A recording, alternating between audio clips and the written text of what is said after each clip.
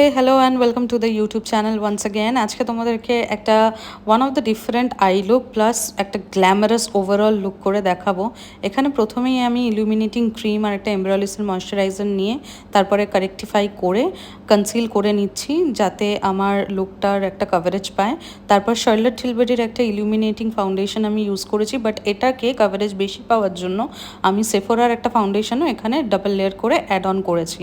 তারপর একটু ব্লাশ করেছি, কোনো রকম ক্রিম কন্ট্রোলে যায়নি। তারপর আমি আন্ডার আইটাকে একটুখানি বিল্ড আপ করে আপার আইটাকে রেডি করে নিয়েছিলাম আইশ্যাডোর জন্য, আর গোটা ফেসটাকে পাউডার দিয়ে সেট করে নিয়েছিলাম।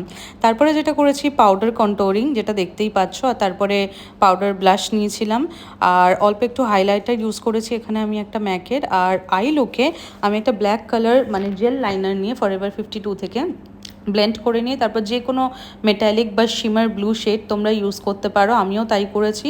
আর তারপরে আবার একটা নিউট্রাল ব্রাউন শেড দিয়ে সেটাকে ডিফিউজ করেছি। তো এটাই ওভারঅল একটা লুক ক্রিয়েট করেছি। আর লিপসের জন্য ইউজ করেছিলাম একটা ডার্ক লিপ লাইনার আর তার সাথে ম্যাকের ভেলভেটেরই লিপস্টিকটা। তো এটাই একটা ওভারঅল তোমাদেরকে লুক দেখালাম।